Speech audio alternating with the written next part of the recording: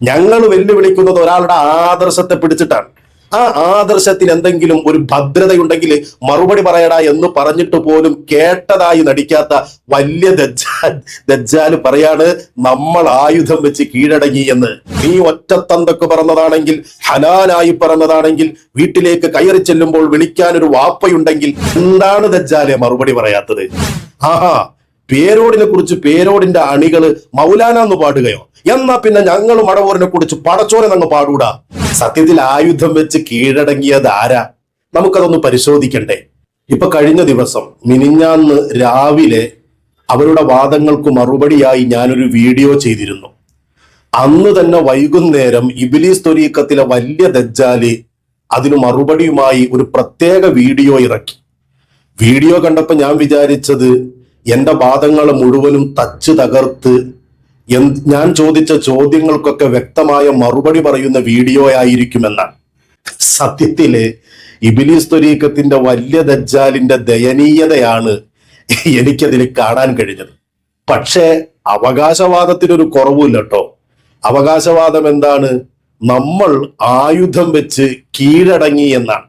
ഈ വിവാദത്തിൽ മുസ്ലിം ജമാഅത്ത് അഥവാ AP സമസ്തായിസം ആയുധം വെച്ച് കീഴടങ്ങി. ഞങ്ങൾ ആ പറഞ്ഞ മൗലാന പറ്റുമെങ്കിൽ ഖാലിക്കും പറ്റും എന്ന് പറഞ്ഞിടത്തെത്തി. വളരെ കറക്റ്റായി ഈ വിഷയം എല്ലാവർക്കും മനസ്സിലാകുന്ന രൂപത്തിൽ അതിന്റെ ഒരു പരിസമാപ്തിയിലേക്ക് അതെത്തി. ഇൻഷാ അല്ലാഹ് പുതിയ വിഷയങ്ങൾ വല്ലതുമായി ഇതിൽ വന്നാൽ വീണ്ടും കാണാം. അപ്പൊ പുതിയ വിഷയവുമായിട്ട് വന്നാൽ വീണ്ടും കാണാമെന്ന് പറഞ്ഞ് തടിയൂരാൻ വേണ്ടിയുള്ള ശ്രമമാണ്. സത്യത്തിൽ ആയുധം വെച്ച് കീഴടങ്ങിയത് ആരാ? നമുക്കതൊന്ന് പരിശോധിക്കണ്ടേ. ഇതാ വീഡിയോയുടെ അവസാന ഭാഗത്ത് പറഞ്ഞ കാര്യമാണ്. നമുക്ക് ആദ്യം മുതൽ ചില പ്രസക്തമായ ഭാഗങ്ങൾ ഒന്നെടുത്തു പരിശോധിച്ചു നോക്കിയാൽ ആരാണ് കീഴടങ്ങിയത് എന്ന് വ്യക്തമായി ബോധ്യപ്പെടും. ഈ സംഭവത്തിനെ കുറിച്ച് അഥവാ മടവൂരാണ് പടച്ചോൻ എന്ന് പാടിയ ഒരു പിഴച്ച പാട്ടുകാരനുണ്ടല്ലോ, ആ പാട്ടിനെ കുറിച്ച് ഈ ഇബ്ലീസ് ത്വരീഖത്തുകാരുടെ നിലപാട് അന്നും ഇന്നും എന്നും എന്തായിരുന്നു എന്ന് ഇബ്ലീസ് ത്വരീഖത്തിലെ വലിയ ദജ്ജാല് തന്നെ പറയുന്നുണ്ട്. ഈ പാട്ട് വന്നപ്പോ നമ്മൾ പറഞ്ഞു മശായിഖിനെ കുറിച്ച് പാടുമ്പോ അത് ഹയാത്തിലുള്ള മശായിഖന്മാരോട് അന്വേഷിച്ചു വേണം, പദപ്രയോഗങ്ങൾ പ്രത്യേകം ശ്രദ്ധിക്കണം എന്ന് നമ്മൾ ഓർമ്മപ്പെടുത്തി. അതെന്നും പറയാനുള്ളതാണ്. അതേസമയം ആ പാടിയത് കുഫറാണോ, ഇസ്ലാമിൽ നിന്ന് പുറത്തു പോകുന്നതാണോ, അങ്ങനെ പറയാൻ പാടില്ല. ഇത് രണ്ടും ഒന്നിച്ചു പറഞ്ഞുകൊണ്ടാണ് അന്നും ഇന്നും എന്നും നമ്മളത് പറഞ്ഞിട്ടുള്ളത്. എന്തിനാണ് ഈ പച്ച നുണ പറഞ്ഞതെന്നറിയോ? വളരെ കൃത്യമായി ഇവർ ഈ പാട്ടിനെ സംബന്ധിച്ച് ആദ്യ സമയത്തെടുത്ത നിലപാട് എന്താണെന്ന് ഇവരുടെ ക്ലിപ്പ് സഹിതം ഞാൻ കാണിച്ചുകൊണ്ട് ചോദ്യം ചെയ്തപ്പോ മറുപടിയില്ല. അപ്പൊ പിന്നെ രക്ഷപ്പെടണമല്ലോ, അതിനുവേണ്ടി പച്ച നുണ ഒരു ഉളുപ്പുമില്ലാതെ ഈ ദജ്ജാല് വിളിച്ചു പറഞ്ഞുകൊണ്ടിരിക്കാൻ. സത്യത്തിൽ ഇവർക്ക് എന്തായിരുന്നു ഈ പാട്ടിനെ കുറിച്ചുള്ള ആദ്യത്തെ നിലപാട്? ഇതേ ദജ്ജാല് തന്നെ പ്രസംഗിക്കുന്നത് കേക്ക്. കർശനമായി പറയുന്നു, ആ പാട്ടുമായി ഞങ്ങൾക്കൊരു ബന്ധവുമില്ല, ഞങ്ങൾ അതിനെ അംഗീകരിക്കുന്നുമില്ല, അതിനെ തള്ളിക്കളയുകയാണ്. അത് ഞങ്ങളോട് മഹാനായ ഇമാം ബൂസൂരി പഠിപ്പിച്ചിട്ടുണ്ട്.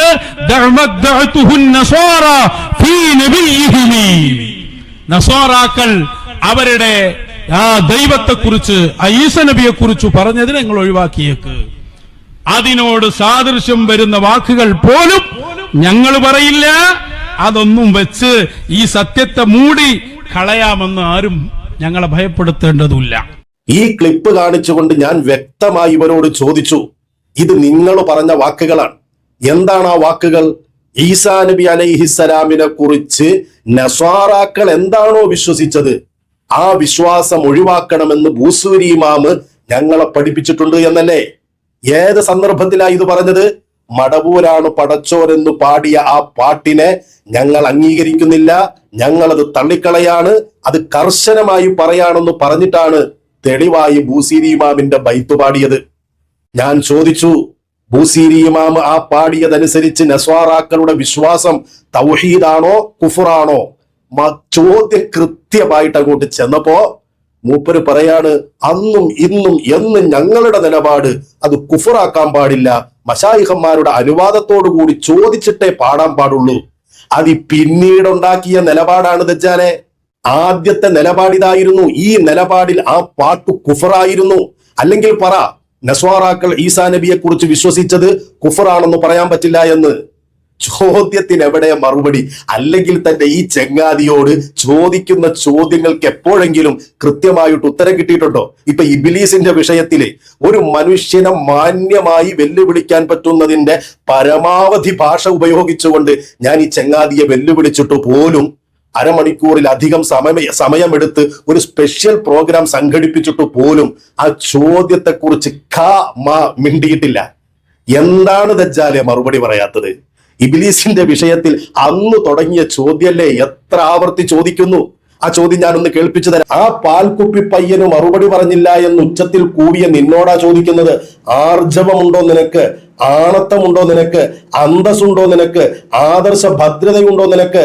ചോദ്യത്തിന് മറുപടി പറ. എന്റെ ചോദ്യം എന്താണ്?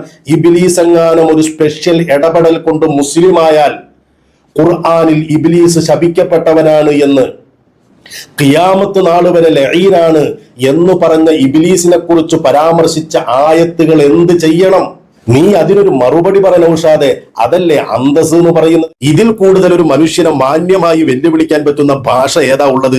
ഇവരുടെ വെല്ലുവിളി പോലെയല്ല. ഇപ്പൊ കുഞ്ഞമ്മതൊക്കെ വെല്ലുവിളിക്കുന്നത് നീ ഒറ്റത്തന്തൊക്കെ പറഞ്ഞതാണെങ്കിൽ, ഹലാലായി പറഞ്ഞതാണെങ്കിൽ, വീട്ടിലേക്ക് കയറി ചെല്ലുമ്പോൾ വിളിക്കാൻ ഒരു വാപ്പയുണ്ടെങ്കിൽ, ഇതൊന്നും ഞങ്ങൾക്ക് പറ്റിയ പണിയല്ല. ഞങ്ങൾ വെല്ലുവിളിക്കുന്നത് ഒരാളുടെ ആദർശത്തെ പിടിച്ചിട്ടാണ്. ആ ആദർശത്തിന് എന്തെങ്കിലും ഒരു ഭദ്രതയുണ്ടെങ്കിൽ മറുപടി പറയടാ എന്ന് പറഞ്ഞിട്ട് പോലും കേട്ടതായി നടിക്കാത്ത വലിയ ദജ്ജാല് പറയാണ് നമ്മൾ ആയുധം വെച്ച് കീഴടങ്ങി എന്ന്. ചോദ്യത്തിന് മറുപടി എവിടെ നൗഷാദെ? അന്തസ്സുണ്ടെങ്കിൽ ഇതിന് മറുപടി പറ. അതേപോലെ ഞാൻ ചോദിച്ചു, ഈ മടവൂരാണ് പടച്ചോൻ എന്ന വിഷയത്തിൽ ആദ്യം നിങ്ങൾക്ക് കിട്ടിയ നിർദ്ദേശത്തിന്റെ അടിസ്ഥാനത്തിലാണല്ലോ നിലപാടുകൾ രൂപപ്പെടുന്നത്. ആ നിർദ്ദേശം ആ പാട്ട് കുഫറാണ് എന്നാണ്. പിന്നെ എങ്ങനെയാ അതിപ്പോ കുഫർ അല്ലാതായി മാറിയത്? ഈ വീഡിയോ ക്ലിപ്പ് കാണിച്ച് നമ്മൾ ചോദ്യങ്ങൾ ചോദിച്ചുകൊണ്ടിരുന്നപ്പോ എനിക്ക് തോന്നണത് കൂട്ടത്തിലുള്ള ചില കുഞ്ഞു കുഞ്ഞു കോളാമ്പികളോ അല്ലെങ്കിൽ അടിമകളോ കഴുതകളോ ഒക്കെ ഉണ്ടാവില്ല, അവരാരെങ്കിലും പറഞ്ഞു കാണും, ഒത്താതെ ആ ചോദ്യത്തിന് എന്തെങ്കിലും ഒരു മറുപടി പറയണമെന്ന്. അതിന് മൂപ്പര് ഒരു മറുപടി പറയാൻ ശ്രമിക്കുന്നുണ്ട്. അത് ഇതിലും വലിയ രസമാണ്. എപ്പോഴും പറയുന്നതാണ്. ഞാൻ പറഞ്ഞില്ലേ, തർക്കല്ല. നസാറാക്കൾ അവരെ നബിയെ കുറിച്ച് പറഞ്ഞത് ഒഴിവാക്കിയേക്കണം, തർക്കമില്ലാതെ. മശായിഖിനെ കുറിച്ച് പാടുമ്പോൾ അവരോട് അന്വേഷിക്കണം. അതേ സമയത്ത് ഒരാൾ അങ്ങനെ പാടിയാൽ പദപ്രയോഗം നടത്തി എന്നതുകൊണ്ട് മാത്രം കുഫറിലേക്കും ശിർക്കിലേക്കും തള്ളിവിടാൻ പാടില്ല.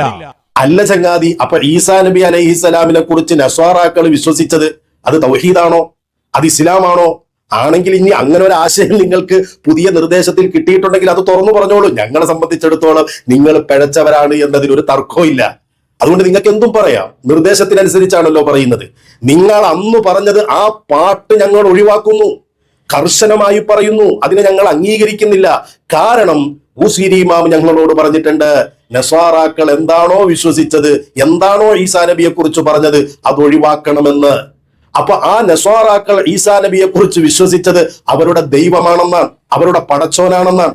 ആ അർത്ഥത്തിലാണ് ഈ പാട്ടുകാരൻ പാടിയതെന്ന് അന്ന് പറഞ്ഞ് അതിനെ തള്ളിയ നീ ഇപ്പോ മറുപടി പറയാൻ വല്ലാതെ വേർക്കുന്നുണ്ടല്ലേ.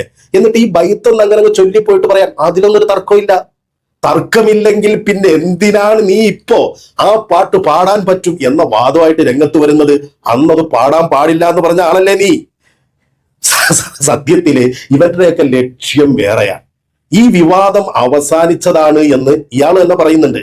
ആ പാട്ടെന്ന് വന്നു, അതിനെ സംബന്ധിച്ച് നമ്മൾ പറയാനുള്ളത് പറഞ്ഞു. ഇവിടെ ആ വിവാദം അവസാനിച്ചു. അതെ, ആ പാട്ടെന്ന് വന്നു, അതിനെക്കുറിച്ച് അവര് പറയാനുള്ളത് പറഞ്ഞു. ഏത്?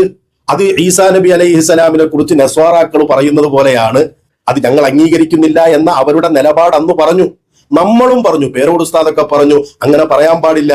ആ വിവാദം അവിടെ അവസാനിച്ചതാണ്. പിന്നെ എപ്പോഴാണ് ഈ വിവാദം തുടങ്ങിയത്? നിങ്ങൾക്ക് മനസ്സിലാകും, ഇവരുടെ സൂക്കേട് വേറെയാണ്. വിവാദം തുടങ്ങിയത് എപ്പോഴാ? ഉഷാദ് തന്നെ പറയട്ടെ. എന്താ പുതിയ വിവാദത്തിന്റെ പശ്ചാത്തലം? പേരോടിനെ കുറിച്ചുള്ള ആ പാട്ടൊന്നുകൂടി.